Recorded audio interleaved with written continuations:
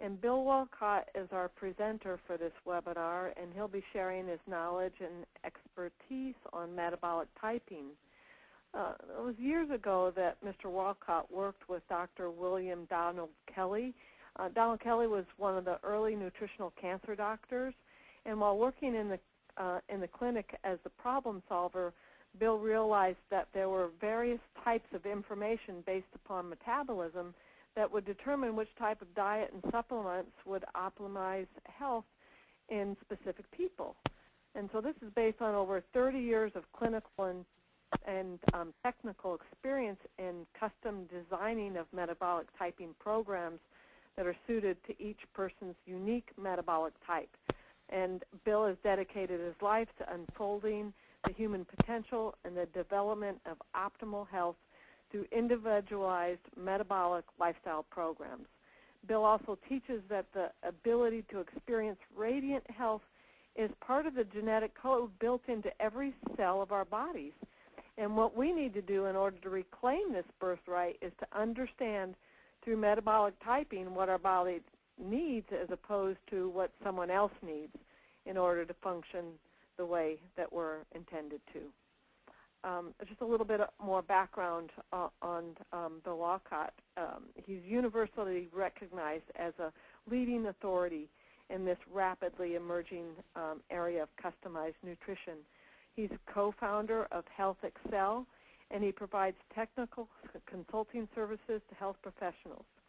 Through Health Excel, Bill provides metabolic typing research, customized metabolic typing analyses, and designs customized nutrition and ecological lifestyle programs, and provides turnkey metabolic typing systems for health professionals and international metabolic typing consulting services. Bill develops computer-based, customized metabolic typing nutritional profiles as well as unique proprietary metabolic type nutritional formulations. So over the years, these customized protocols have really proven to be remarkably effective in helping to resolve many kinds of chronic health disorders. So with that in mind, it's my good pleasure to welcome Bill Wolcott with us this evening. Thanks for joining us, Bill. Thank you very much, Paula. It's really great to be here with you all. And boy, do we have a lot to talk about tonight. So I'm just going to jump right in and reiterate one thing that you said, which was that I have spent 30 years in this field, and I've been focusing exclusively on researching and developing metabolic typing. And in fact, I own the registered trademarks for metabolic typing and metabolic type, which means that metabolic type and metabolic typing are absolutely unique and very precise. And over the last 30 years, we've analyzed hundreds of thousands of people in our systems, and we've trained thousands of practitioners in 45 countries and counting. So we're really expanding pretty rapidly. Metabolic typing is a really vast subject, and it has great depth and great breadth to it. And it's really, in a way, almost impossible to convey in a short seminar like this the extent of what metabolic typing is. So I could have chosen to prepare just a few slides and talk about a few isolated subjects, but and actually I think I've been advised to do that, but pretty consistent with my personality, I've chosen to do just the opposite. So, so tonight we're going to have a pretty whirlwind tour of metabolic typing. I really want to give as complete an overview as I possibly can of what metabolic typing is and why, in my opinion, it's extremely important for any health practitioner to know about and to understand. So I really want to leave you with that sense of possibilities of what metabolic typing can do. But to do that, we really have to cover a lot of things, and so we have a lot of slides that I'm going to present. And my reason for doing that is really two things. First, I really have to stay on track in order to get all this completed, so that's one reason to have a lot of slides. But the second thing, more importantly, is I want to leave you with something, even though we'll end the seminar in an hour, I want to leave you with something that anyone can review and go over and over if interested and if they need to really grasp what metabolic typing is, because it really is different. It's not like anything else you've been exposed to. It's absolutely unique. So the seconds are ticking by here. We're going to have to jump right in and kind of get on this fast track together.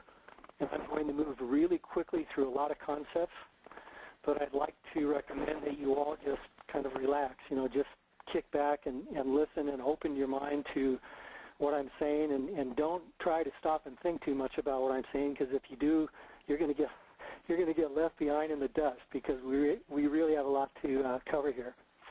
And don't worry, because I'm going to stick around at the end for questions for as long as you all have questions, and so we'll all get it done one way or the other. All right, so I want to start with some questions, and some questions that really, hopefully a lot of you have already asked yourself about this field, about the field of nutrition. And if you haven't, then these are questions probably you should ask yourself. And these are also questions which you're going to find that in practice your patients are going to be asking you. And there are also going to be questions that are going to come up that you're going to have to answer for yourself. So all of these relate specifically to metabolic typing. So let's just jump right in. Hopefully all of you have read some books on diet and nutrition and nutritional supplementation, but I wonder if you've been as amazed as I have been at how many books have been written on this subject.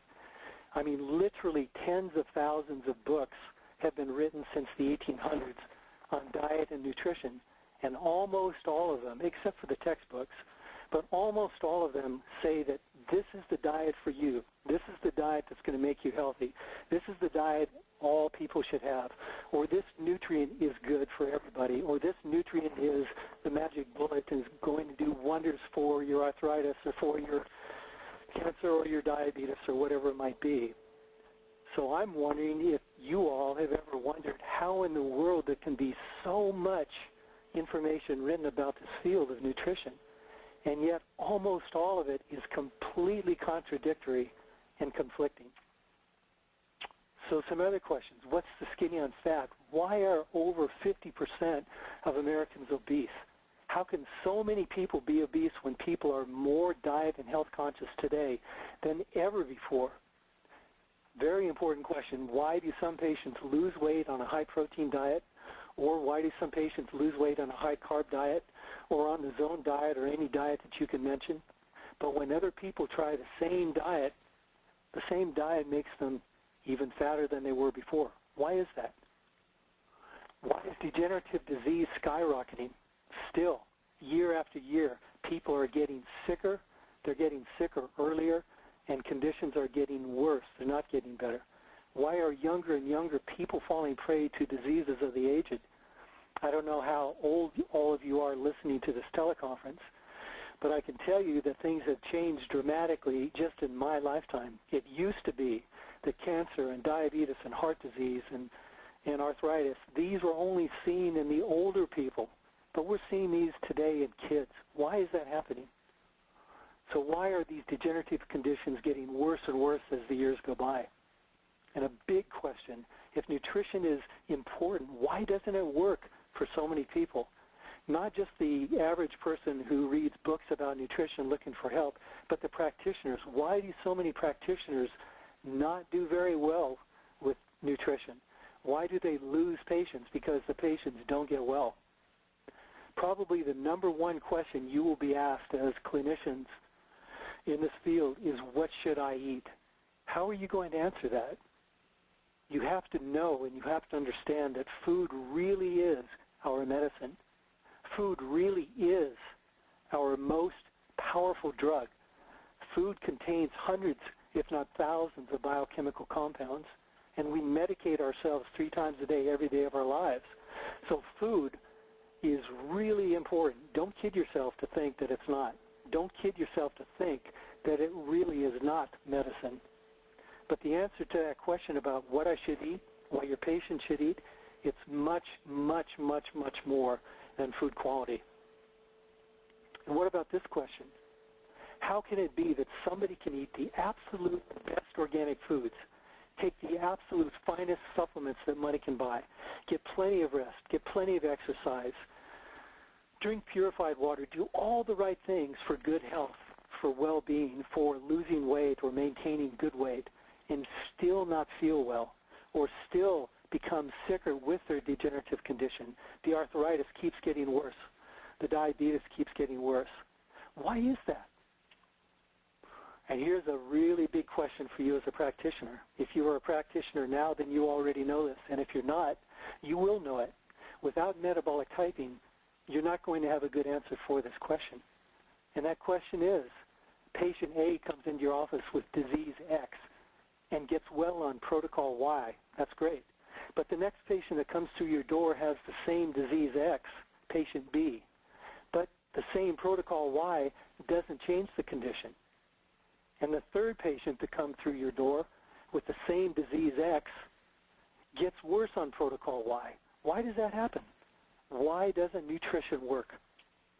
Metabolic typing provides answers to all of these issues and more. So let's jump right in. What is a metabolic type?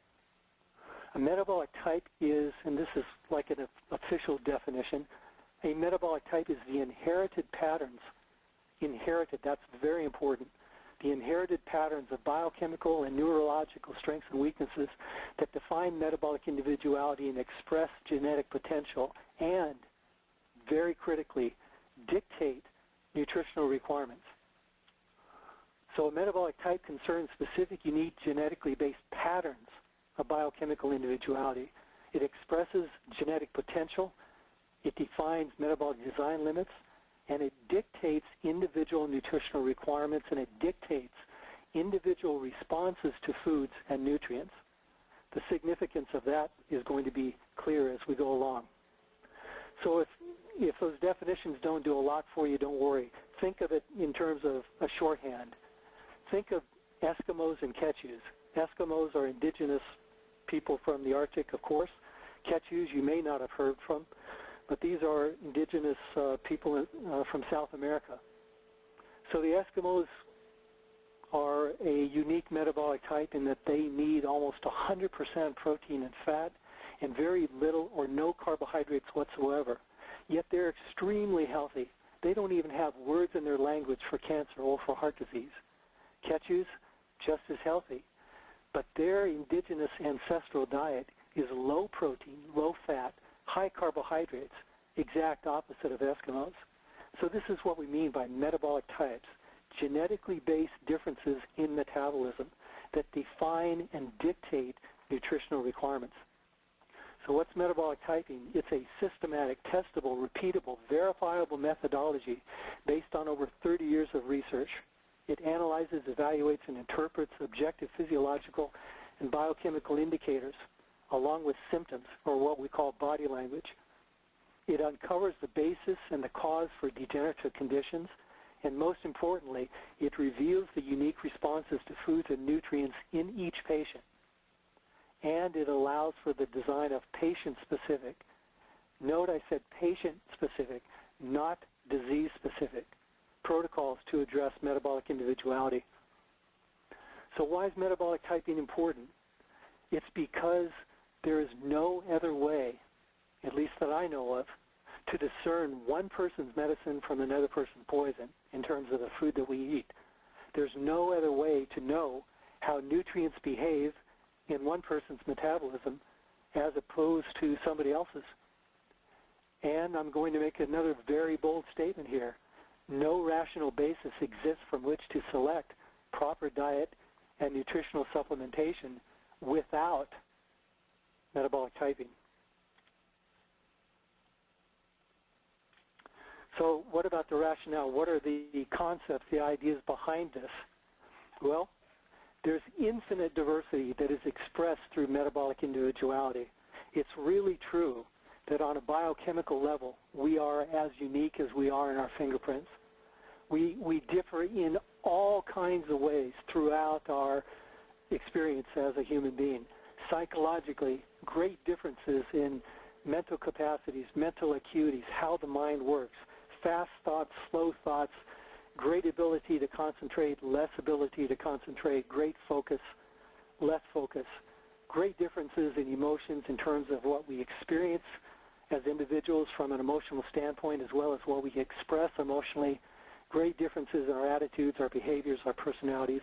So psychologically, obviously, we're very different from each other.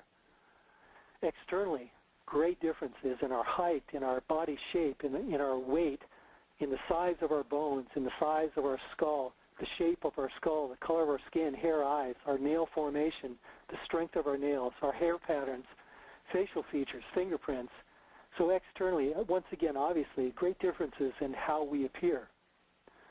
Internal differences also, in some of these elements most people are not really aware of, but we differ in the size and the shape and the placement and the strength and the efficiency of our various organs and glands. Some people have a heart on the left, some in the middle of the chest, some on the right. Some people have a large stomach, others have a small stomach. And the different organs and glands, like the stomach, for example, have very different shapes from each other. And of course, there's great differences in the strengths or the efficiencies of the various organs and glands. Some people have a strong heart, some people have a strong stomach, some people have a weak pancreas, some people have a strong liver, and it goes on and on. Great differences internally. And it goes down to the cellular level. Great differences in cellular metabolism in terms of our metabolic rate, in terms of the rate of carbohydrate metabolism and how energy is produced in the cells. Differences in our aerobic and anaerobic metabolism, differences in selective membrane permeability of the cells. Individual plasma potassium levels vary threefold. Individual calcium requirements vary fivefold. Differences in taste vary 100-fold. So once again, on all levels in the body, great differences. As I said before, we are as unique biochemically as we are in terms of our fingerprints.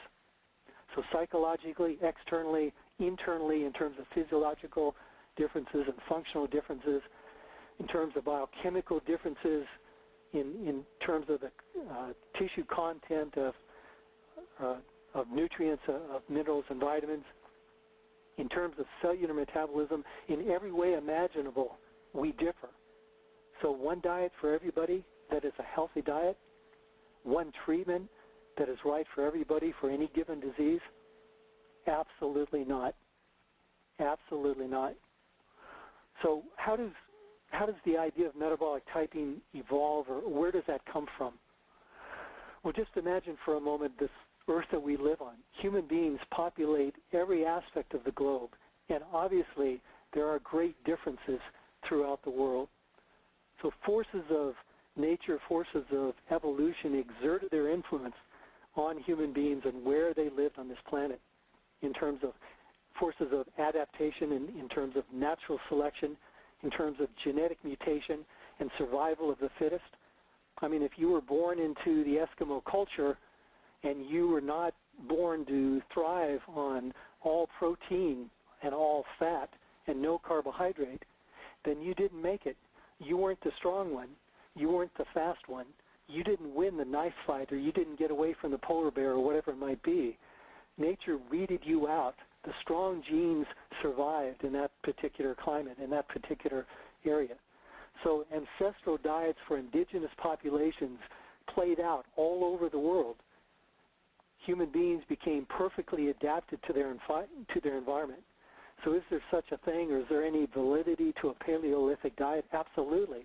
But what was missed when that concept was brought out was that there was a different Paleolithic diet for different parts of the planet. So different genetic bases for different indigenous cultures developed. So hopefully you all know about Weston Price, the great, brilliant mind back in the 30s and the 40s, traveled all over the world wanting to understand. He was a dentist, wanting to understand about the health of these indigenous cultures, and particularly in relationship to their teeth. And he went to 14 different cultures that were still indigenous, untouched by modern civilization. Went to the Swiss in Switzerland, to the Eskimos in Alaska, to the Indians in the Northwest and Central Canada, to the Malaysians and Polynesians, tribes in Africa, Aborigines in Australia. He went all over the world, 14 different cultures. And what he found was shocking to him at the time. He found that even though these cultures certainly suffered from some physical ailments, but they were relatively minor. There were headaches and colds and wounds and burns and accidents and so forth, but virtually no cavities, or very few. Virtually no degenerative diseases like we know today. They didn't have cancers and heart disease and diabetes and all these things that are taking us out these days. Those were unknown in those cultures. And they also didn't suffer from the emotional problems that we do today. So we found in these different cultures, 14 different cultures all over the world, he found great health and well-being very different from modern man or in modern civilization. So what he found also was that these different cultures thrived on very different foods. The Swiss had their, primarily were living off of unpasteurized dairy products and rye. So does that mean that milk is bad for you today? No, anybody who says that doesn't understand about the Swiss and that the fact that that was their staple. And all over these different cultures had their own food. The Eskimos, as I said, 100% animal and other types of animal protein, very little or no carbohydrate. The Maasai in Africa, no plant foods really at all either. Yet the Bantu were very close to being vegetarian, living off beans and squash and corn and millet and vegetables and fruits. So great variety in all these different cultures throughout the world, and yet they all were perfectly healthy. So there's a couple of major revelations from this. They had tremendously varied diets, but he found that there wasn't any magic bullet. There wasn't any special food that was the same in all these cultures that people were eating that was making them healthy. The magic was in meeting their genetically based requirements, born of countless generations existing in that area that evolved to thrive on the foods from that area.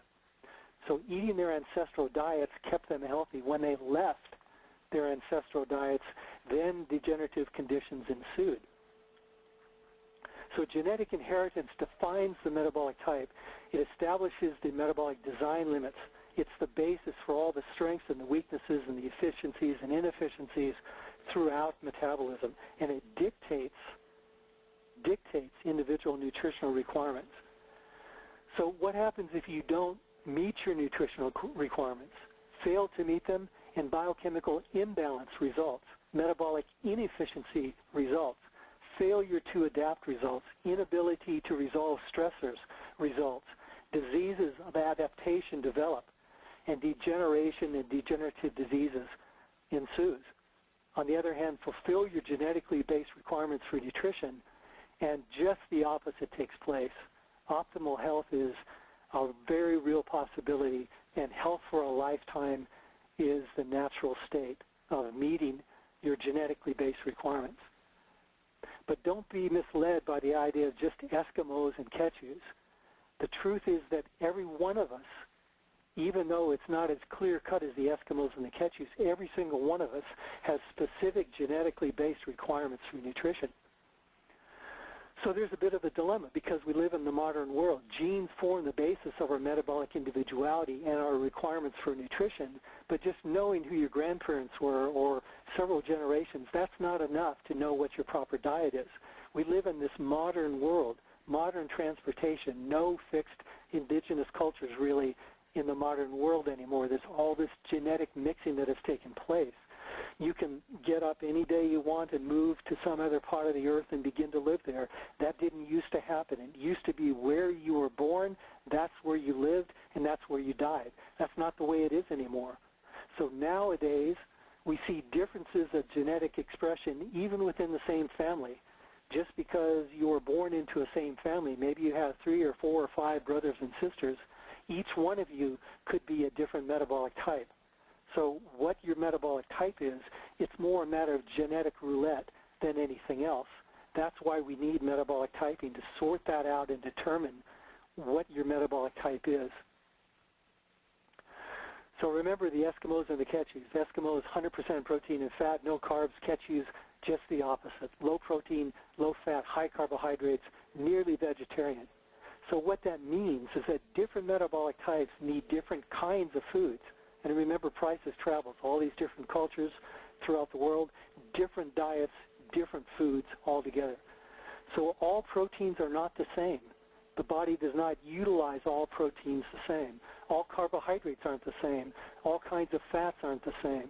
So knowing the metabolic type teaches or shows you the kinds of foods that are right for you, the kinds of proteins, the kinds of carbs, and the kinds of fats. Different metabolic types require different balances of nutrients. Again, think of those indigenous cultures. Those foods that were available in those different areas on the planet had different climates, different geographical conditions, different balances of nutrients in the soils. And so the bodies that thrived in those areas developed a need for different balances of vitamins, minerals, and trace elements. Sure, we all need the same, but not the same balance.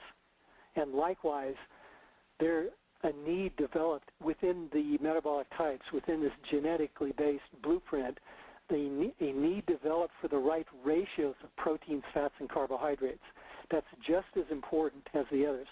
Again, think of the Eskimos and the Quechuas, how different their macronutrient ratios are. So different kinds of foods, different balances of nutrients, different ratios, that's what metabolic types require. So all aspects of metabolism require energy. That's why we eat food. We eat food so that the bodies can produce energy. Food is the fuel that's required for everything that takes place in our body that keeps us alive. All aspects of metabolism use air and water and light and food. But food provides much more than calories. Remember, it contains hundreds of chemical compounds and vitamins and minerals, and each of those has a direct influence on what we call the fundamental homeostatic controls. And this is getting into the essence of metabolic typing. There are tens of thousands of biochemical reactions that take place in metabolism on a daily basis, maybe hundreds of thousands. None of them occur independently. All of them are regulated by just a few fundamental homeostatic control mechanisms. You can think of it like a multinational corporation with 1,000 offices or 10,000 offices and thousands or 10,000s of employees, but at the top are just a few executives that control everything, and that's the case of the fundamental homeostatic controls. These are the control systems that are at the basis of a metabolic type and that we analyze in our system of metabolic typing. And we've identified 11 of these fundamental control systems.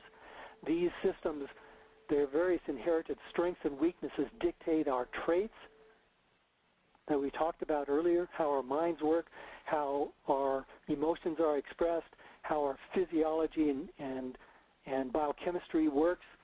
It's all controlled and regulated through these fundamental homeostatic controls, and many of them are dualistic and diphasic. Diphasic meaning that that refers to their alternate operation of opposing forces, and through that they're able to regulate all of these hundreds of thousands of metabolic processes that take place on a daily basis. So the autonomic nervous system, the carbo-oxidative process is the oxidation rate within the cells where nutrients are converted to energy. Lipo-oxidative is the aerobic, anaerobic metabolism, catabolic, anabolic balance, electrolyte fluid balance. There are 6 other acid and alkaline balances other than the first 3 that I just listed, which are the first 4, which really dictate pH in the body.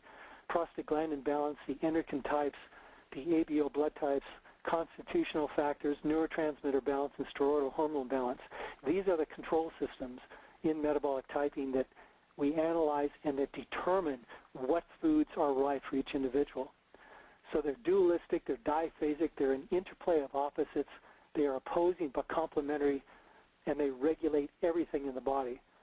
So you can think as an example of temperature how these systems kick in in a diphasic manner to regulate temperature. When the body gets too hot, certain processes kick in. When the body gets too cold, other processes kick in. In terms of the autonomic nervous system that regulates digestion, sympathetic system turns it off, parasympathetic system turns it on. So there's a dualistic, diphasic interaction that takes place. The same is true for the heart rate. From the autonomic nervous system, the sympathetic system speeds the heart, the parasympathetic slows it down. So in these 11 systems that regulate all metabolism in the body, the first 2 are the only ones we're going to look a little more closely at today. And they are the most important because not only do they determine the nutrients that we need, the amounts and the balances of nutrients that we need, but they also determine which foods are right and which foods are wrong. So the autonomic nervous system is, as you know, the master regulator of metabolism. Everything in the body is regulated and controlled through the autonomic nervous system. And within the autonomic nervous system, there are two divisions, the sympathetic and parasympathetic. And out of these divisions come what we call the autonomic types. So we have three basic categories: the sympathetic type, balanced type, and the parasympathetic type through the autonomic nervous system in relationship to the endocrine system. The influence of the sympathetic system causes an acid shift in the body. The influence of the parasympathetic system causes an alkaline shift. In the oxidative type, the carboxylative system, or fundamental control system, it's concerned with glycolysis, beta oxidation, and the citric acid cycle, how nutrients are converted to energy, particularly the carbohydrates. And within this control system, we recognize three basic categories, just like the autonomic system. We recognize fast oxidizers, mixed oxidizers, and slow oxidizers. So the carboxylative system, the fast oxidative influence produces an acid shift in the body, and the slow oxidative influence produces an alkaline shift in the body. So what? What's important about that? Why are these control systems significant in metabolic typing? And what's the big deal about these? The big deal about these control systems is that every food and every nutrient has specific stimulatory and inhibitory effects on one side or other of one or more of those fundamental control systems. That's really important. So look at that again and hear me say that again. Every food and every nutrient has specific stimulatory or inhibitory effects on one side or other of the fundamental homeostatic control system. On each of these systems, nutrients and foods are specifically stimulating or inhibiting these dualistic diphasic control systems. So that's why metabolic typing is important. That's why it's important to know what your metabolic type is. The metabolic type defines the way in which the body reacts to nutrients. Different metabolic types react differently to the same foods and nutrients. So if you don't meet your genetically based requirements for nutrition, if you don't meet your metabolic type requirements, then imbalances in the fundamental control systems result, and that causes failure to adapt, meaning failure to adapt to stressors from the environment or internal stressors, stress of any kind that impacts the body. If the control systems cannot function properly, the body will not be able to adapt to the stress. This results in virtually any number of subclinical health complaints initially, but if left chronic over time, it lays the foundation and produces literally any degenerative disease. So in terms of metabolic typing and disease, some astonishing discoveries have been made. And that is, first of all, that diseases are not the problems that need treatment. Diseases are actually the outer expressions of the real problems, which are the fundamental homeostatic control system imbalances. Think of it this way. Think of diseases being at the top of this picture of an iceberg. Diseases actually are the symptoms, because all degenerative diseases are caused by imbalances that are left chronic in the fundamental homeostatic control systems. So even though a person may be diagnosed with cancer or with diabetes or with heart disease, that's not the problem. The problem is the dysfunction in the fundamental control systems that underlie metabolism, that regulate all of metabolism. This is why you need to know the metabolic type. That means that the person who has the disease or the metabolic type or the fundamental homeostatic control system imbalances, however you want to say it, not the disease that has the person, that's what must be treated. So remember, 11 fundamental homeostatic control systems. No disease can exist without imbalances in one or more of those control systems. Remember that all biochemical processes are controlled by the fundamental homeostatic controls. Any dysfunction in biochemistry or metabolism means a breakdown in one or more of these control systems. But how degenerative diseases manifest is due to one's genetic weak link. In one person, a breakdown in the control systems will mean cancer. In somebody else, it'll be heart disease. In somebody else, it'll be diabetes. In somebody else, it will be arthritis. Whatever it might be, it's always just an expression of the deeper underlying imbalances. So now we're coming to really a deeper and even more important aspect about metabolic typing, why it's so important. Any disease can arise from virtually opposite biochemical imbalances in different metabolic types. Remember what we said earlier about practitioners seeing 3 patients with the same disease? One gets better, one doesn't change, and one gets worse? Metabolic typing reveals why this takes place. Any disease may arise from virtually opposite biochemical imbalances in different metabolic types. That means 2 people with the same disease can have opposite biochemical imbalances. They can be different metabolic types.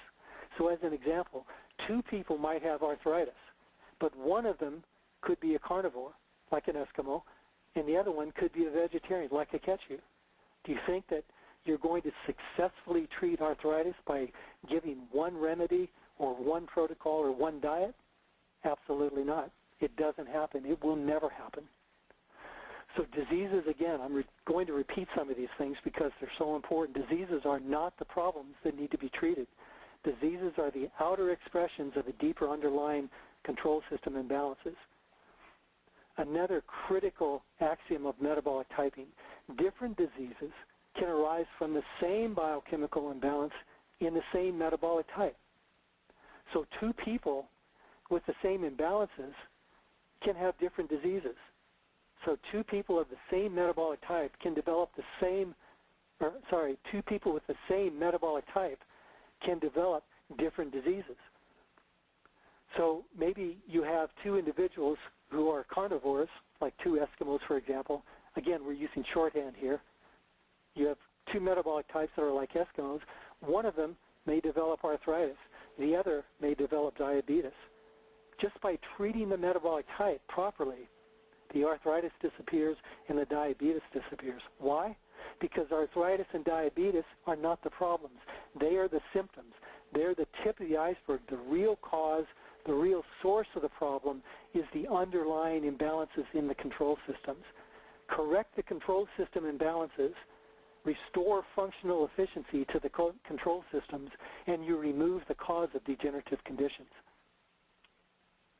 So in summary, any disease can arise from opposite imbalances in different metabolic types.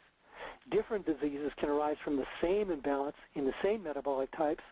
So that's why treating the person who has the disease, not the disease that has the person, will prove curative. Why? Because diseases are not the problems, they're the symptoms.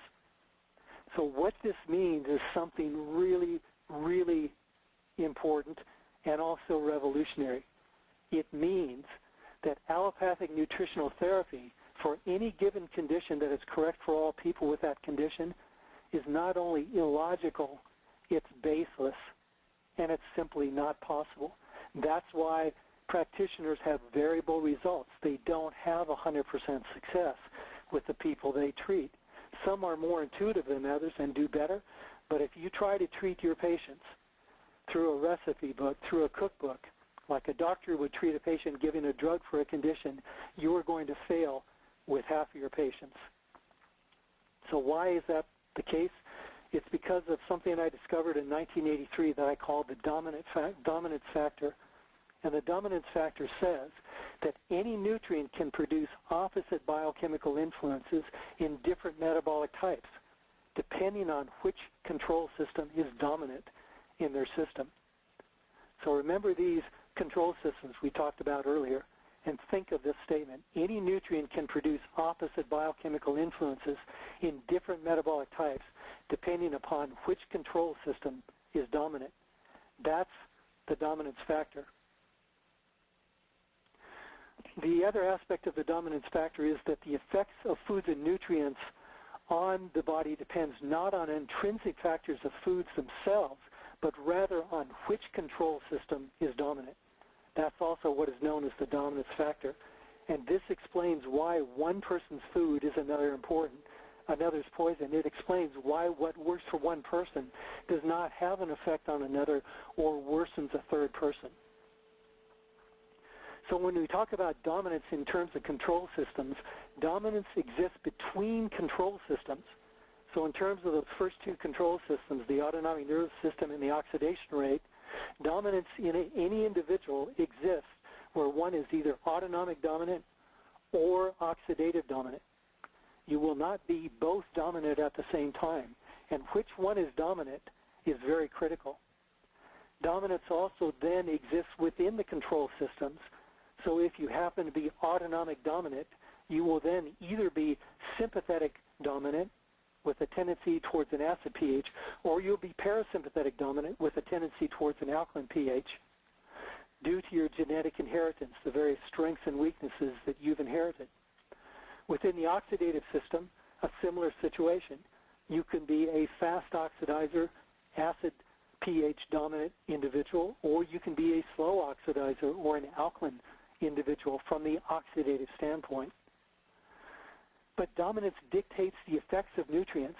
Within the oxidative system, taking potassium causes an acid shift because it increases the rate of oxidation in the cells, which produces higher amounts of CO2 and carbonic acid. So potassium acidifies the oxidative dominant person by increasing the oxidation rate. But look what happens in the autonomic dominant person. It's the exact reverse. In the autonomic dominant, taking the same amount of potassium stimulates the parasympathetic system, and as a result of that, the body chemistry shifts in an alkaline direction. So this is why the same diet does not have the same effect on all people. It's why a given nutrient, a cure, a magic bullet, a remedy for a condition does not have the same effect on two people with the same condition. If they are different metabolic types, nutrients behave differently. We've done venous plasma pH studies where we challenged the body and measured venous plasma pH before and after the challenge. We challenged with potassium, with calcium, with protein, and with carbohydrates. And in each case, when potassium was given, it shifted venous plasma pH alkaline and autonomic dominance and acid and oxidative dominance. When given calcium, it shifted autonomic dominance acidic and shifted oxidative dominance alkaline.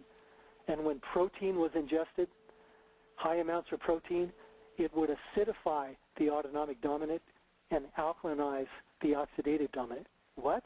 Protein alkalinizes? You bet it does. Don't let anybody tell you that eating protein makes you acid. Whoever says that doesn't have a clue about biochemistry, reality, and what really takes place. Sure, eating protein leaves behind some ash that is acid, but the real effect takes place on the stimulation or inhibition to the control systems because they regulate all metabolism. Carbohydrates, fruits and vegetables, high amounts of potassium in those foods alkalinizes the autonomic and acidifies the oxidative dominance. So differences in nutrient behavior are seen in terms of their stimulatory catabolic acid effects and their sedating anabolic and alkaline effects. Nutrients behave differently on different levels in the body. An acid effect on one level is alkaline on another level in different metabolic types. So we can divide nutrients up for the sake of this very short discussion today in two groups, and we'll call them Group 1 and Group 2 nutrients. Group 1 nutrients are comprised of potassium, magnesium, low protein, low fat, high carbohydrates. That's a near vegetarian type protocol. It's what we would call the carb types. It's like the ketchu's would be eating. Group 2 nutrients are the opposite. Group 2 nutrients would be high amounts of calcium and phosphorus, high protein, high fat, low carbohydrates. We can call those the carnivores of the protein types. So Group 1 nutrients has the effect of being acid or alkaline, and Group 1 nutrients can stimulate or inhibit, and yet Group 2 nutrients will do the same thing. Group 2 nutrients can be acid or alkaline. They can stimulate or inhibit. Why is that? It's due to dominance. Dominance dictates the effects of nutrients on the body, whether acidifying or alkalinizing, stimulating or sedating, by their effect on the fundamental control systems. So here it is, what we just looked at. The group 1 nutrients alkalinizes the autonomic dominance and acidifies the oxidative dominance. Group 2 nutrients acidifies the autonomics and alkalinizes the oxidatives. And hopefully that gives you some sense of why it's so important to know a person's metabolic type. Without knowing the metabolic type, without knowing the dominant system, quite honestly, you won't have a clue as to what effect any food or any nutrient will have on the body, because any nutrient in any food can produce opposite effects in different metabolic types. Because the effects of foods and nutrients on the body depends not on the intrinsic factors of the food, but on which control system is dominant and which is stimulated. So the dominance factor, what can correct a condition in one metabolic type, will have little or no effect on a different type and can worsen the same condition in a different metabolic type. So, you know, you've heard that old adage attributed to Lucretius, the Roman philosopher, that one's food is another's poison. Well, it turns out from metabolic typing that that is literally true. It's not a fantasy. It's a fact of biochemical reality.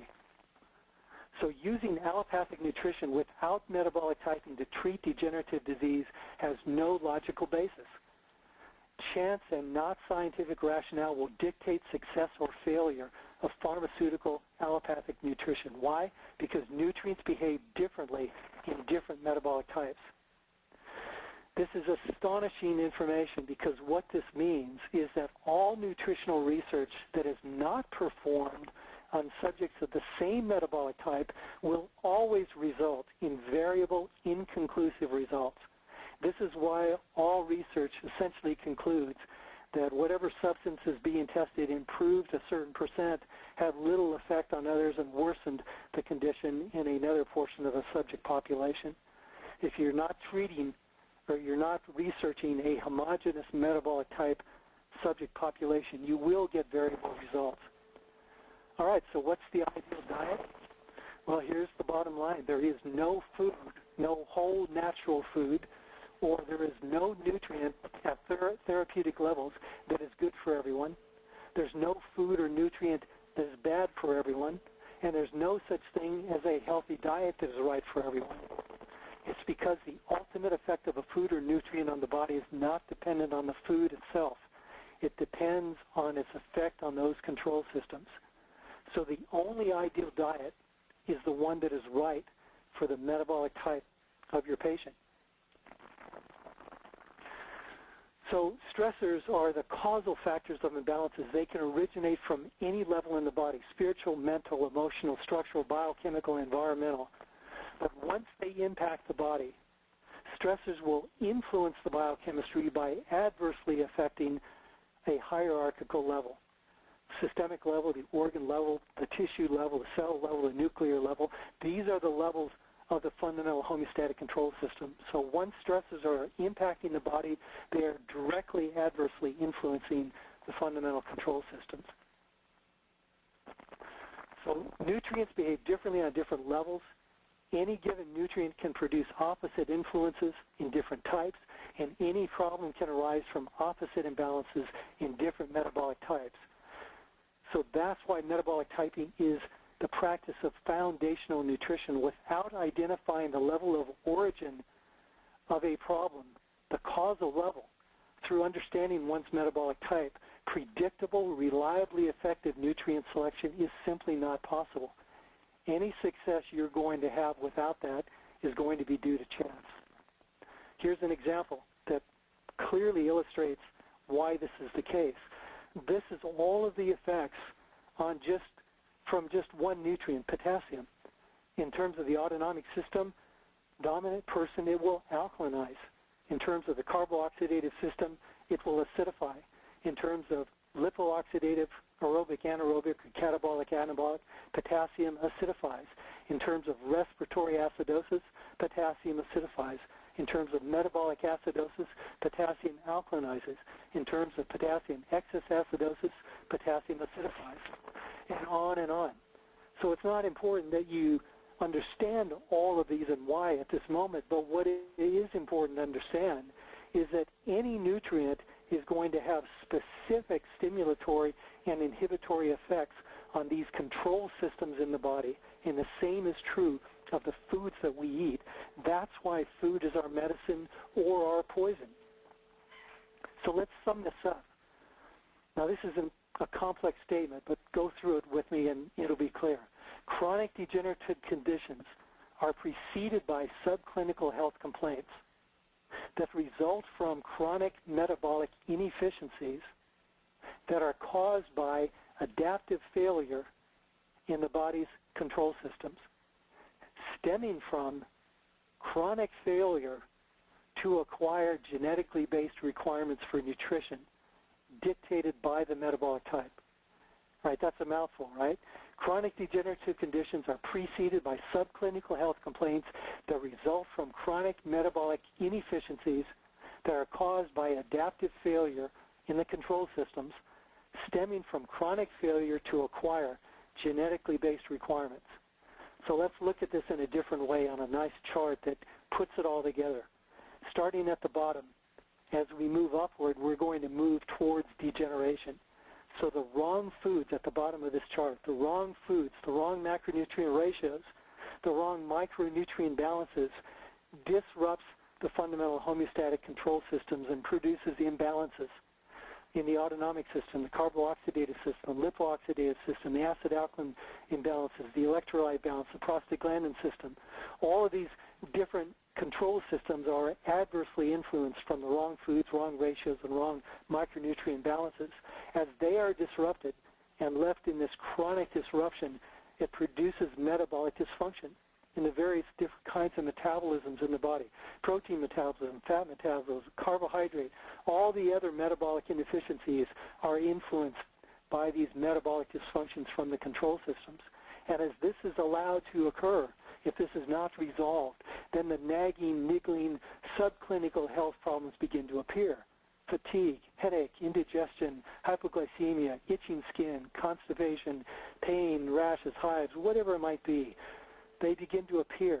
And as these subclinical problems are allowed to continue because the underlying control system imbalances are not fixed, they're not resolved, they're not changed, then chronic degenerative conditions develop because the body has been stuck in a process of trying to adapt. These are called diseases of adaptation. The body is burning out. It no longer can sustain its fight against the stressors that have brought on this condition. So the wrong foods, the wrong ratios, the wrong micronutrient balance underlie this entire process, and if left chronic over time, it leads to the full-blown diagnosable degenerative diseases that we know of today. Cancer, diabetes, arthritis, colitis, whatever, you name it, they all have the same underlying cause. Those ones that we are looking at the top, they are the tip of the iceberg. That slide that we looked at of the iceberg, they are at the tip of the iceberg, but the underlying portion of that iceberg are the fundamental control system imbalances.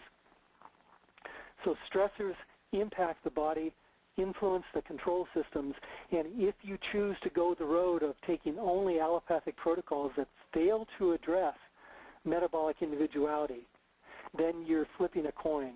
Most of the time, or a lot of the time, you're going to fail. You're going to fail to resolve the stress, and that's going to lead to maladaptation and disease. On the other hand, if you apply metabolic typing protocols, you resolve the stress that leads to adaptation and restoration of homeostasis. So this really is a new paradigm. Metabolic typing does not treat disease. It seeks to build health and balance body ecology through a non-disease specific metabolic therapy. It properly evaluates, identifies, and addresses each person's biochemical individuality. And by providing what the body needs, it unleashes the body's natural, inherent, and powerful capabilities for restoration, rejuvenation, and radiant good health that literally is programmed into every one of our cells. Metabolic typing restores function via the fundamental homeostatic controls. So here's a funny way of saying this, but in this sense, allopathic nutrition is dead. Long live intelligent allopathy. So what to do? The first thing is to treat the person who has the disease. Address the metabolic type. Address the needs of the constitution. And secondarily, selectively prescribe only those allopathic nutrients for a condition that are synergistic with a metabolic type. Avoid, like the plague, the other nutrients that are contraindicated for the metabolic type, which only will worsen the existing fundamental control system imbalances that brought the condition on in the first place. So here's a real quick example. Here are some known nutrients on the left-hand side, known to be beneficial supposedly for osteoporosis. But look what happens when you look at those nutrients for a fast oxidizer metabolic type versus a slow oxidizer.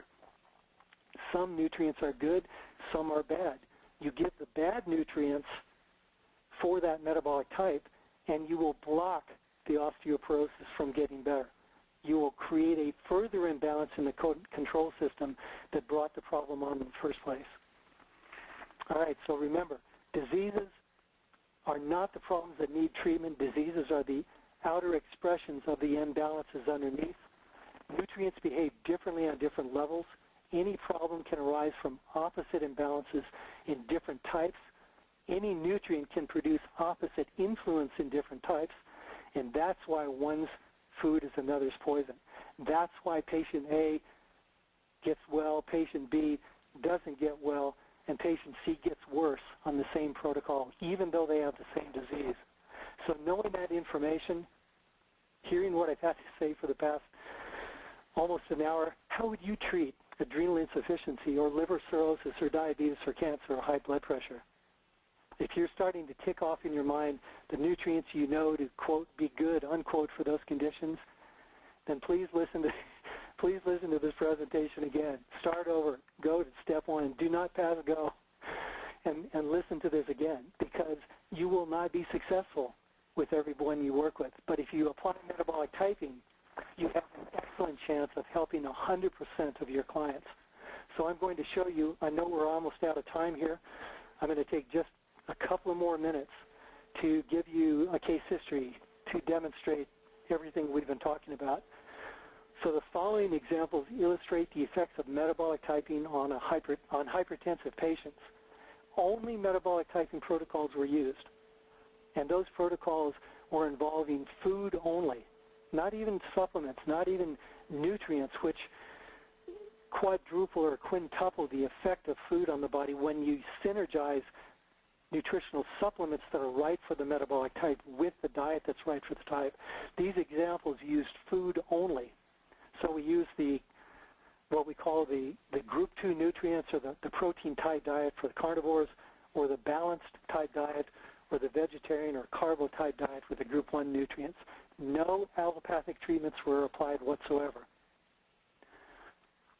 All right, so we have a hypertensive patient. This is a carnivore type who we call a parasympathetic dominant, who needed the group 2 foods, and on February 15th had systolic blood pressure of 162, diastolic of 102. That's supine, standing 150, systolic 92, diastolic. On March 7th, it dropped from 162 to 148 and 102 down to 97. The standing dropped from 150 to 126, and diastolic from 92 down to 83.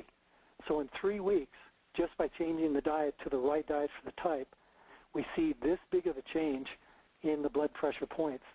That's just after 3 weeks. Give this person 3 months. Give this person 6 months. Add in the nutritional protocol to go with the diet, and the results are more astonishing. Okay, the second example. This is a balanced type, not a carnivore, not a protein type, not a carbo type. This is a balanced type. And on December 14th, the systolic was 165, diastolic was 93. Supine standing, systolic 147, diastolic 90. On 2/16, on February 16th, it went from 165 to 130, 93 to 80, 147 down to 130, 90 down to 84. So in 9 weeks' time, just by applying the balanced type diet to the balanced type, we saw this change. The last one we will look at is a vegetarian or carbotype. Happens to be what we call a sympathetic dominant, autonomic dominant person. On December 12th, the systolic was 151 over 96. Supine and standing, it was 170 over 102. On February 26th, it went from 151 to 127, 96 down to 79. The standing went from 170 down to 120, and 102 down to 84. So in 9 weeks' time, using diet alone, it dropped 24 points, 17 points, 50 points, and 18 points. Remember, the symptom is the hypertension. The degenerative disease is the symptom. The cause is the underlying control system imbalances. Correctly identify the cause and address the cause, and you resolve the symptom. You remove the basis for the degenerative condition. So please note that we used 3 biochemically completely different protocols. One was high protein, high purine protein, high fat, low carbohydrate. The other was the exact opposite, low protein, low purine proteins, low fat, high carbohydrate. And the third diet was a balanced diet between the two. We used nothing else, and yet dramatically altered the hypertensive states in these patients in a very short period of time. All we did was treat the person who had the disease. We did nothing directly for the disease that had the person. And the biggest thing to understand about what I'm saying is that, yes, we looked at hypertension, but apply this to any degenerative condition. It's the same principle, and you will get the same results. It doesn't matter what the condition is. So metabolic typing is all about building health versus treating disease. So what you need to know is the human body is designed to be healthy. Every cell knows exactly what to do and how to do it properly. Good health is programmed into every single cell and organ and gland and system. Degenerative disease only results due to a chronic failure to adapt to stress. What you need to do, stop doing the wrong things for the metabolic types of your patients. Start doing the right things for the metabolic types of your patients, and unleash the body's genetically based potential for optimal health, optimal energy, perfect health, and dynamic well-being. And the result of doing that will be the miracles you always hope to see with nutritional medicine and the fulfillment of the potential and promise of nutritional medicine. And with that, I've come to the end, and I thank you very much for hanging in there with me and going with this flow. And I realize there's a lot of information here, but you'll have access to this slideshow, and if you have an interest, you can look at it again and let some of these principles kind of sink in and begin to connect the dots and really understand the really new and exciting field of metabolic typing and the potential it has to offer for you in terms of your own health and your practice for all of your patients. Thank you very, very much. Thank you, Bill. It was really excellent overview of the whole metabolic typing system, and very nicely done. You know, we use the book Metabolic Typing in 2 of our programs here, so it's really great to have this deeper insight from this presentation.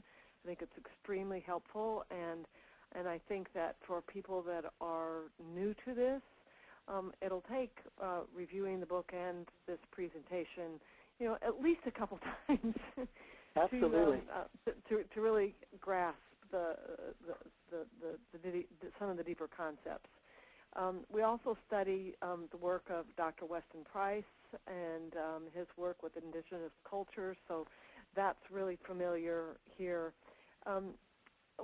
There's a number of questions that I'll pose here, but one here first, since we use the book, students have access to the questionnaire that's in the book. And what I find typically comes from that questionnaire is that people move into a mixed type. So I think the value here is that Hawthorn's teaching about biochemical individuality and your work and the book Metabolic Typing really supports that philosophy. But I think it's a little confusing when it shows up mixed types so often. And one of the things that I look at when it's mixed type is, are they leaning more towards protein dominant or more towards carbohydrate? It's very rare that there are true mixed type. Can you speak to that? Yeah, absolutely. That's a really good question. I'm so glad that came up. I hope that the listeners and you were able to get a sense of the depth and breadth of metabolic typing and the complexity that's involved.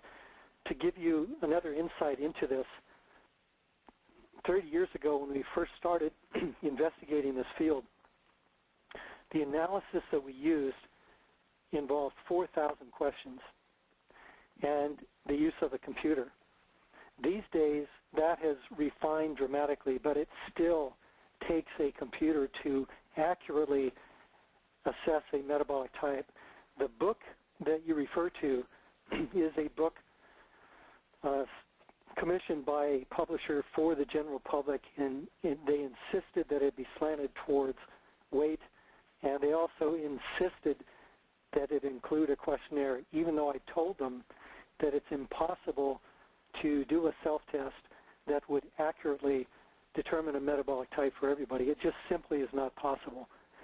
But the only way the book could get published is if the questionnaire was included, so I did acquiesce to their demand. But you're right, the questionnaire does lean towards that, and it's actually better that it does. It's better to start with a mixed type and move into a different type than the other way around, because people can get some pretty adverse reactions if they start on one of the more extreme diets. So it all kind of works out for the reader of the book, but as a clinician, you would never want to use the book to determine a person's metabolic type. It's much more complex, and you need to know the autonomic and the oxidative dominance of the person. As I spoke about in the presentation, nutrients behave differently in the autonomic system than they do in the oxidative system. So you need to know if you're dealing with autonomic dominance or oxidative dominance, and for that you need the computer analysis. Okay. And so to access that, they could do that from your website? Yes. Okay. So some additional, thank you for that, for clarifying that. I do find the questionnaire marginally helpful because it is revealing. You know, a number of the questions do really point to, and if you are looking at more closely at the person's autonomic dominance or you know, oxidative dominance, and taking that into account, you know, really exploring health history and family of origin, etc., that you can land on, can lead you to the appropriate dietary approach and nutritional supplemental approach for an individual. Well, yes and no. I mean, you really can't know the right supplements because, say, for example, a person turns out to be a protein type. So that would be like the Eskimo, for example. And the Eskimo would need lots of protein and lots of fat and very little carbohydrate. So if you properly assess that, great. But that still does not tell you their autonomic or oxidative dominance. There are two protein types in those systems. The parasympathetic dominant is the autonomic protein type, and the fast oxidizer is the oxidative dominant protein type. But nutrients behave oppositely in those types. So in terms of pH and the effect on pH, so both types do need calcium, but the parasympathetic dominant is an alkaline type. You would not want to give a calcium form that was an alkaline form. You need to use an acid form of calcium with a parasympathetic dominant. If you used an alkaline form, you would get very little positive benefit from taking the calcium, and sometimes you actually get the reverse effect because the alkaline impact of that alkaline form in itself stimulates the parasympathetic system, and that would simply deepen the imbalance, not correct the imbalance. But the fast oxidizer is just the opposite. They need calcium, but since the fast oxidizer is an acid type, you do need to use an alkaline form of calcium in that particular metabolic type. If you use the acid form, then again, you will just accelerate the oxidation rate and worsen the imbalance instead of correcting the imbalance. So the kind of hit and miss aspect of trying to find the right diet is really not the best approach. There are differences in those diets as well. The other aspect of this is that you really need some expertise and training to properly practice metabolic typing, particularly in monitoring patients as their bodies change as they go through the protocol. Sometimes those changes are dramatic. We make the distinction between what we call the genetic type, which is the metabolic type you're born with, and the functional type. That's the metabolic type you are functioning at now, and that may or may not be your genetic type. And in fact, it may be a further expression of your degenerative condition. So many times a person's metabolic type will change as they follow a protocol. Their functional type will change. To try to be a little more specific, you may be born a sympathetic dominant. That's your genetic type. But due to your lifetime, your lifestyle, your stressors, pollution, bad diet, smoking, drinking, who knows what, the stressors on your system, your genetic strength in that sympathetic dominant system could exhaust. And by default, you would bomb out into a parasympathetic dominant. Because you blew out your sympathetic system, you are now functioning as a parasympathetic dominant. As you get on a proper metabolic typing protocol for a parasympathetic dominant, it's going to stimulate and strengthen your sympathetic system and restore balance. And as a result of that, you will move from being parasympathetic dominant into balanced dominant, back into sympathetic dominance, which is where you want to be as a genetically born sympathetic dominant. So there's a lot of complexities that are manifest in working with a metabolic typing program with various patients, and you need some expertise to be able to guide patients through these changes that do take place. It's an exciting journey, though. It's just amazing what happens to people. Great. There's a couple questions here that are relevant to what you were just talking about. And so I'm sure you've addressed some of it, but I want to give the person the opportunity to pose this question, and they can't ask it directly, so I'm going to do it here. So the question is, if a person is autonomic dominant, is this subdivided into sympathetic or parasympathetic dominance? And if someone is parasympathetic dominant, does this mean that parasympathetic rest, digest, repair, restore energies are in good shape, or that energies that should be going towards those functions are being sapped off to counterbalance excessive sympathetic demands? The first part of the question, when we say autonomic dominant, within that broad category there are three metabolic types: sympathetic type, parasympathetic type, and balanced type. So hopefully that answers the first part of the question. Mm-hmm. If you're parasympathetic dominant, what that means is that whether it's genetically based and you've inherited the strengths in the parasympathetic system, or it's, as the example spoke to earlier, you bomb out your sympathetic system, and by default you're parasympathetic dominant. To be dominant means that that system is working too strongly, that yes, your rest and digest portion may be doing just great, but when the sympathetic demand occurs, there's not the right sympathetic strength available there. The body cannot act appropriately because of the imbalance within the autonomic nervous system.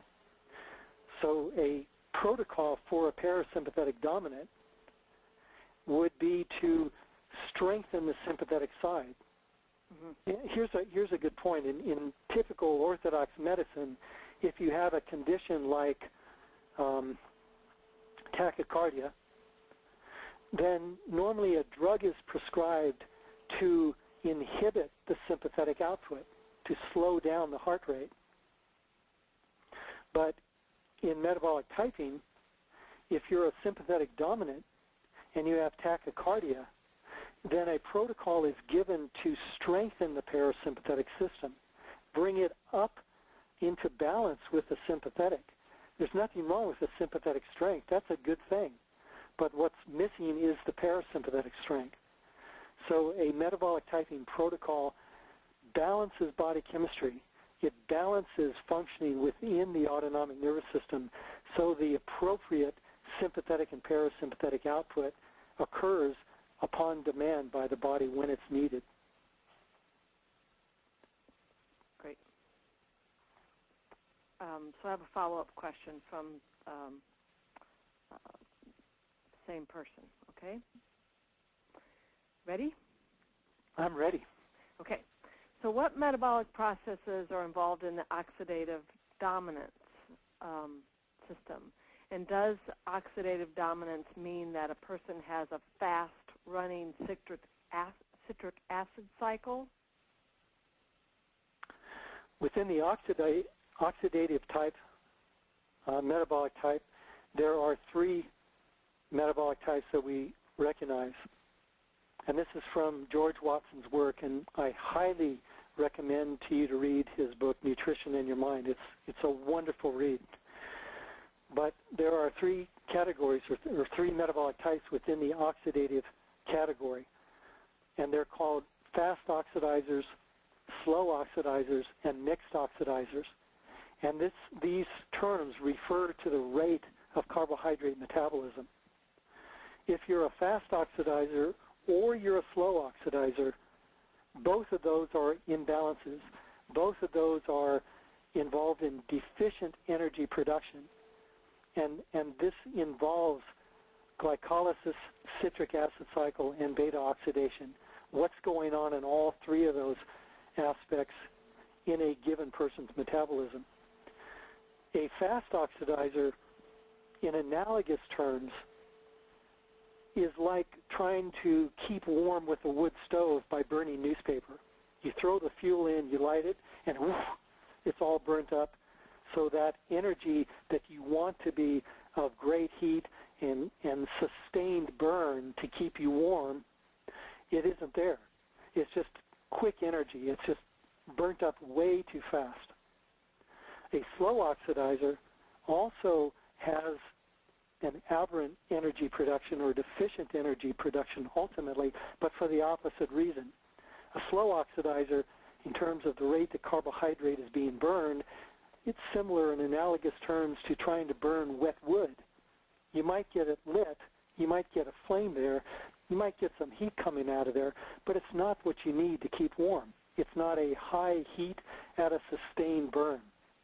But if you burn something like red fir, the way we do up here in the Northwest, in your wood stove, then you've got some great heat. It's the right kind of fuel for optimal amount of energy produced from the heat, and it burns for a long period of time, which is what you want. And the body is the same way in terms of fuel. Mm-hmm. Eskimos are what likely, mostly, are going to be fast oxidizers. They burn carbohydrate really fast, and they need high protein and high fat to balance out their furnace. That combination allows them to produce maximum energy at a sustained burn. The Quechua Indians are like slow oxidizers.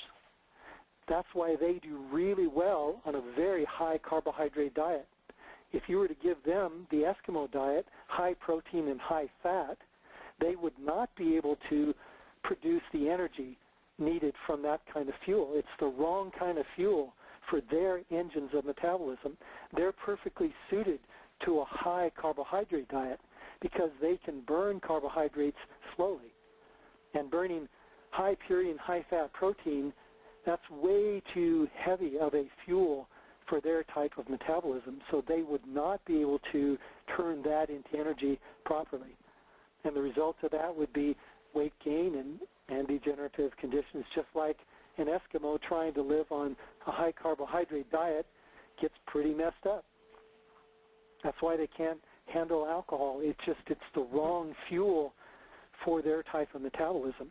Really but they do great on all protein and fat.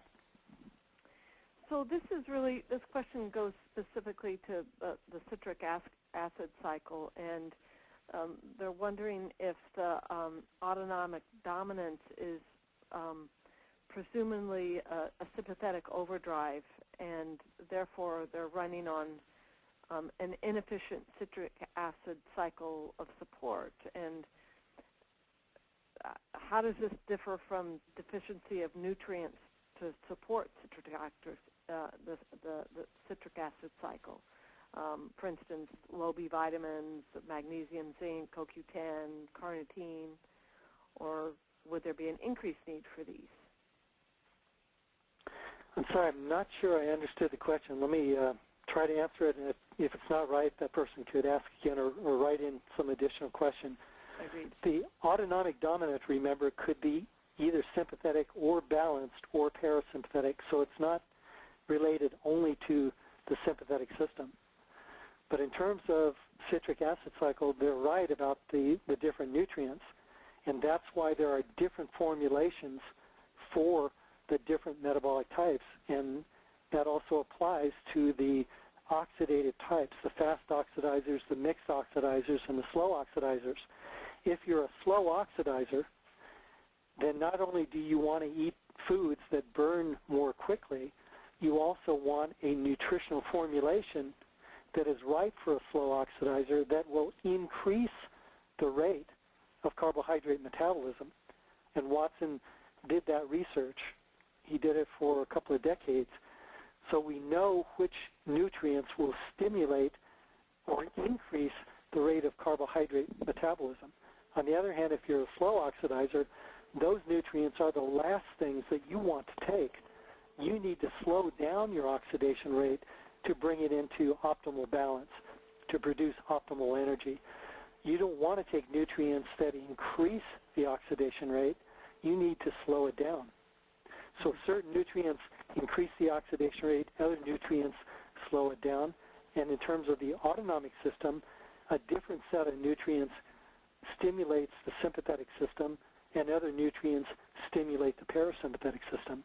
Once you know the metabolic type, then you not only know what foods are right and what foods are wrong, but you also know which specific nutrients are needed to balance that person's body chemistry. Okay, thank you. Another question, when you're referring to balanced metabolic type, is that the same thing that's referred to in the book as a mixed type? Yes, but the term balanced generally refers to the autonomic system. We would say mixed oxidizer for the oxidative system. Okay. The book doesn't address autonomic and oxidative. The book lumps them together as protein and mixed and carbotypes. But within each of those categories are two types. Within the protein type is the parasympathetic autonomic dominant and the fast oxidative dominant. Those are two totally separate metabolic types, but they both are protein types. They both do well on high protein and fat and low carbohydrate.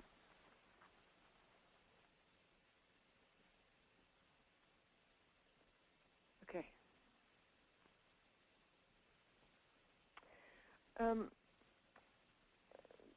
person that was asking about the citric acid cycle appreciates the answers and goes on to say, does this mean that if someone is a slow oxidizer and presumably out of balance, that nutrients to reinforce slow oxidation are in order? No, you do not want to reinforce slow oxidation. You want to move them away from slow oxidation towards fast oxidation, which would be towards balance. If you think of a line on a sheet of paper in your mind's eye or on your desk right now, draw a line from left to right, and on the left put fast oxidation, and on the right put slow oxidation, and in the center put mixed oxidation. If you're a slow oxidizer, you might be on that spectrum, you might be just out of the range of the mixed area. So you might be slightly slow. As you go further to the right, you become moderately slow. As you go further to the right, you become very slow oxidizer. And if you go all the way to the right, you become an extremely slow oxidizer.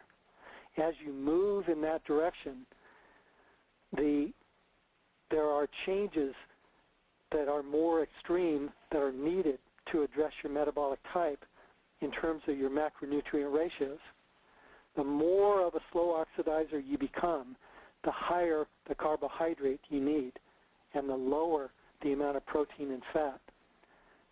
Equally, as you move towards the right, meaning that you become more and more of a deeper or stronger slow oxidizer, then you require higher amounts of the nutrients which push you back to the left side, which stimulate the oxidation rate of carbohydrate, that increase the oxidation rate. So if you plant an X on that line, let's say 3/4 of the way on the right-hand side of the page, the nutrients that you take and the diet that you would eat would push you left. It would make you move towards the mixed area. It would be stimulating or increasing the oxidation rate. On the other hand, if you were way off on the left-hand side, an extreme fast oxidizer like an Eskimo, you would eat lots of protein and fat and little or no carbohydrate, and that would move you to the right on that line. It would slow down that extreme oxidation rate, which is a good thing. It would balance out how energy is being produced in your body. So nature arranges it over time after countless generations where you have these indigenous cultures perfectly adapted to their environment. They have the kind of metabolism that's just waiting for the food from the environment because it balances them out. It's the right type of fuel for the type of engine that they have. So an Eskimo who has an exceedingly fast oxidation rate is just, their metabolism is just waiting for high protein and high fat to balance that out, to provide the right fuel mix for their type of engines. But a Quechua Indian, who's a slow oxidizer, they have the opposite kind of metabolism. They're waiting for just the opposite food. The last thing they want is a lot more protein and fat because protein and fat slows down the oxidation rate. They're already slow. They don't want to eat lots of protein and fat. That would just drive them deeper and deeper and deeper into an imbalance of slow oxidation. So their diet does really well with lots of carbohydrate and less protein and fat. I sure hope I'm answering the questions. If I'm not trying to sidestep anything. I'm just missing what that person's asking, but I hope that answers the question. No, if not, you're doing please really ask well, Bill. again. I'm happy to answer it. Without having a dialogue, but you're doing great in interpreting the questions and handling them. James, can you unmute Rhonda? Rhonda, are you on the line?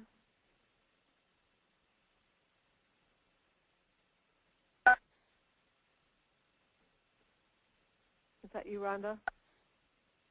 Oh, can you hear me, Paula? I can, yes. Oh, okay. Hi. Great. Hi, Rhonda.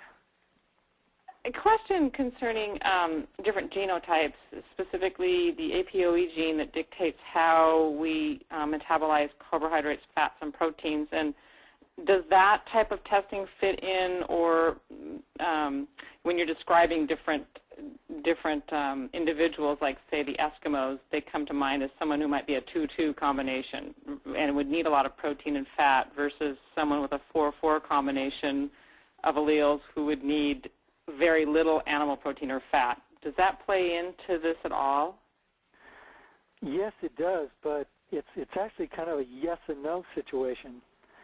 If you're talking about someone whose genetic type is, or I should say whose functional type, meaning the type they are right now, is the same as their genetic type, then that information would sync up. It would be synergistic.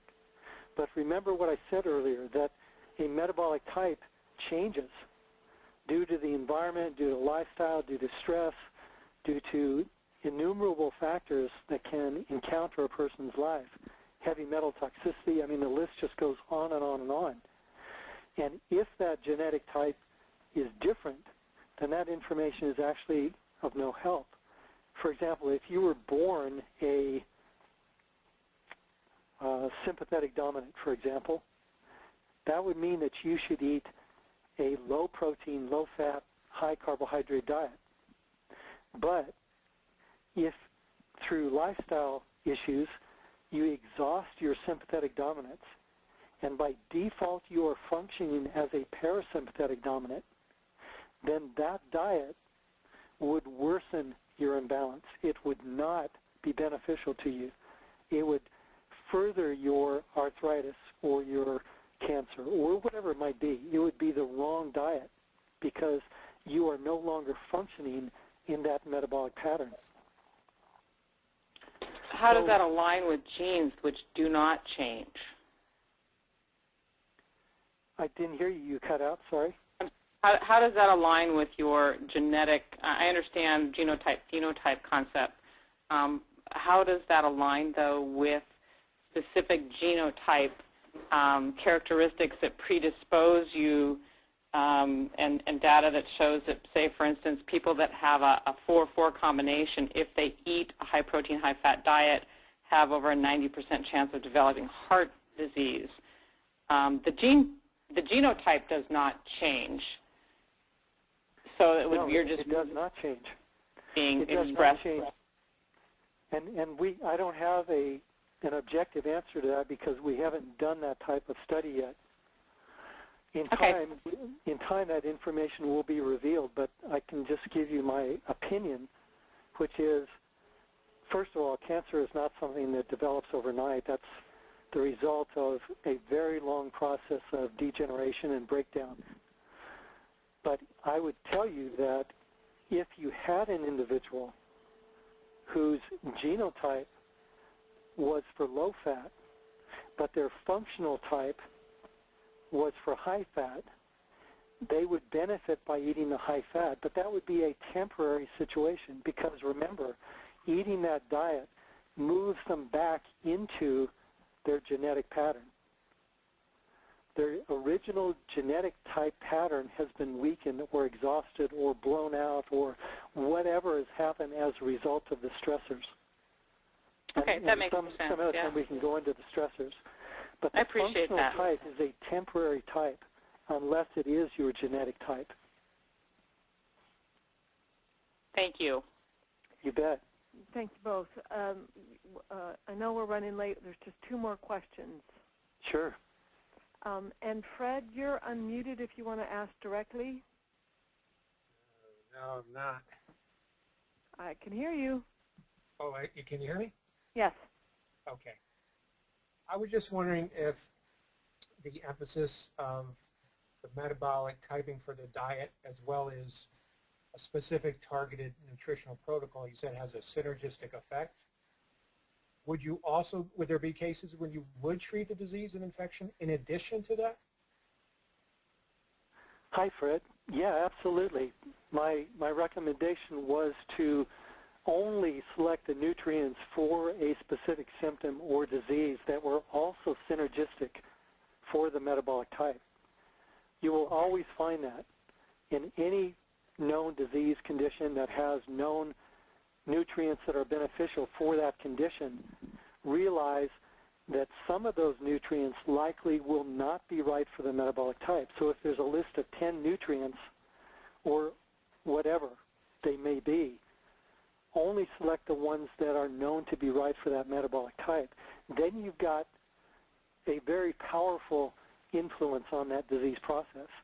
You are correcting the underlying fundamental control system imbalance, and you are emphasizing nutrients that are also known to be specific for that particular condition.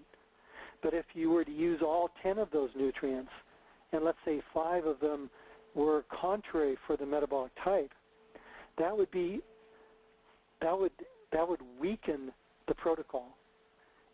You may get some benefit out of it, or you may literally have a standoff where it's just neutralizing each other, or you actually could worsen the existing fundamental control system imbalance, in which case that particular person's condition would not improve. It would get worse, even though you were using the standard allopathic protocol for that disease.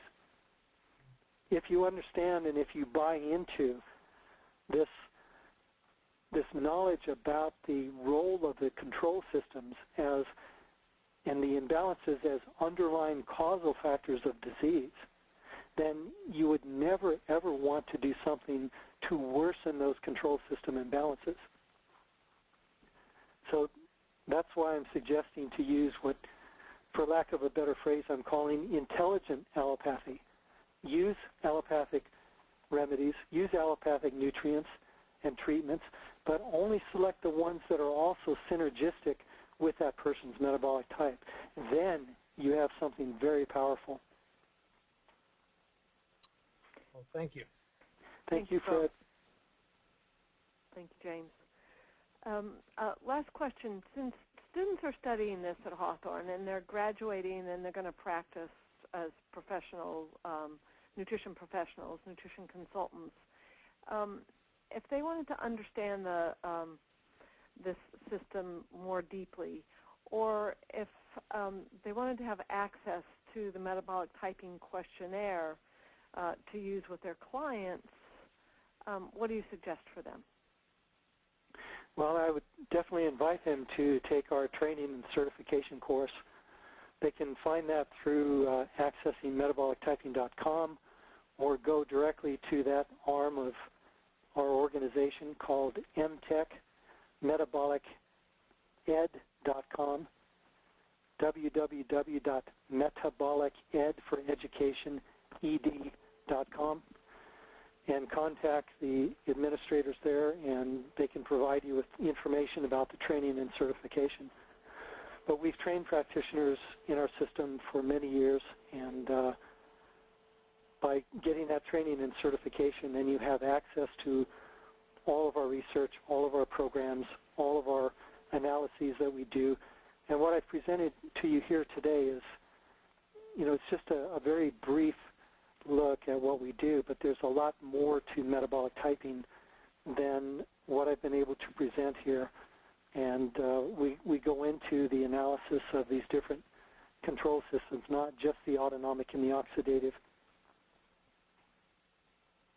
All right, thank you very much. Thank you for everybody for staying late. Thank you so much, Bill, for staying on and answering these questions in such a fine presentation. I really think we should have you back for at least a part 2 of this, since it's such an in-depth conversation and body of information to share. So we'll be talking more. I thank you all, and really appreciate you spending the time with us this evening. Thank you very much, Paula. It's been a pleasure.